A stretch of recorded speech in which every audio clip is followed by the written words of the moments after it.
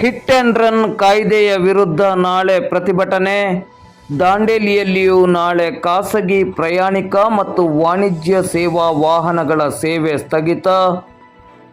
ಕೇಂದ್ರ ಸರ್ಕಾರ ಪ್ರಸ್ತಾಪಿಸಿರುವ ಅಪಘಾತದ ವೇಳೆಯ ಹಿಟ್ ಆ್ಯಂಡ್ ರನ್ ಪ್ರಕರಣಗಳಿಗೆ ಸಂಬಂಧಿಸಿದಂತೆ ಚಾಲಕರಿಗೆ ಶಿಕ್ಷೆ ವಿಧಿಸುವ ವಿಧೇಯಕವನ್ನು ವಿರೋಧಿಸಿ ರಾಷ್ಟ್ರದಾದ್ಯಂತ ನಡೆಯಲಿರುವ ಮುಷ್ಕರವನ್ನು ಬೆಂಬಲಿಸಿ ನಾಳೆ ಜನವರಿ 17ರಂದು ದಾಂಡೇಲಿಯಲ್ಲಿಯೂ ಕೂಡ ಖಾಸಗಿ ಪ್ರಯಾಣಿಕ ಮತ್ತು ವಾಣಿಜ್ಯ ಸೇವೆ ವಾಹನಗಳ ಸೇವೆಯನ್ನು ಸ್ಥಗಿತಗೊಳಿಸಿ ಪ್ರತಿಭಟನೆಯನ್ನು ಹಮ್ಮಿಕೊಳ್ಳಲಾಗುತ್ತಿದೆ ಎಂದು ಕರ್ನಾಟಕ ರಾಜ್ಯ ಅಸಂಘಟಿತ ಕಾರ್ಮಿಕರ ಸಂಘಟನೆಯ ಅಧ್ಯಕ್ಷರಾದ ರಾಜೇಸಾಬ್ ಕೇಸ್ನೂರ್ ಅವರು ಹೇಳಿದರು. ಅವರು ಮಂಗಳವಾರ ಸಂಜೆ 6:30 ಗಂಟೆಗೆ ದಾಂಡೇಲಿ ನಗರದ ಅಸಂಘಟಿತ ಕಾರ್ಮಿಕರ ಸಂಘಟನೆಯ ಕಾರ್ಯಾಲಯದಲ್ಲಿ ಖಾಸಗಿ ಪ್ರಯಾಣಿಕ ಮತ್ತು ವಾಣಿಜ್ಯ ಸೇವಾ ವಾಹನಗಳ ಸಂಘಟನೆಗಳ ಪದಾಧಿಕಾರಿಗಳ ಜೊತೆ ಸಭೆಯನ್ನು ನಡೆಸಿ ಮಾತನಾಡುತ್ತಿದ್ದರು.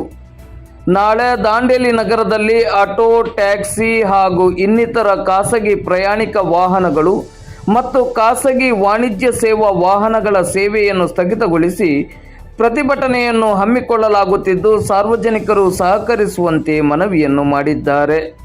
ಈ ಸಂದರ್ಭದಲ್ಲಿ ಖಾಸಗಿ ಪ್ರಯಾಣಿಕ ಮತ್ತು ವಾಣಿಜ್ಯ ವಾಹನಗಳ ಸಂಘಟನೆಗಳ ಪ್ರಮುಖರುಗಳಾದ ಮುಸ್ತಫಾ ಹಕೀಂ, ನಾಗೇಶ್ ವಾಲಿಕರ್, ಆನಂದ್ ಕುಮಾರ್, ಇಲಿಯಾಸ್, ರಮೇಶ್ ಭಂಡಾರಿ, ಬಾಬಾ ಅಕ್ಬರ್ ಮನಿಯಾರ್, ಗೌಸ್ ಕಿತ್ತೂರ್, ಬಾಬಾ ಸಾಬ್ ಜಮಾದಾರ್, ಅಶೋಕ್, ಬಸವರಾಜ್ ಪಾಟೀಲ್, ಮಕ್ತುಮ್ ಕಿತ್ತೂರ್, ಮೆಹಬೂಬ್ ಹಾಗೂ ಸಂಘಟನೆಯ ಪದಾಧಿಕಾರಿಗಳು ಮತ್ತು ಸದಸ್ಯರು ಉಪಸ್ಥಿತರಿದ್ದರು.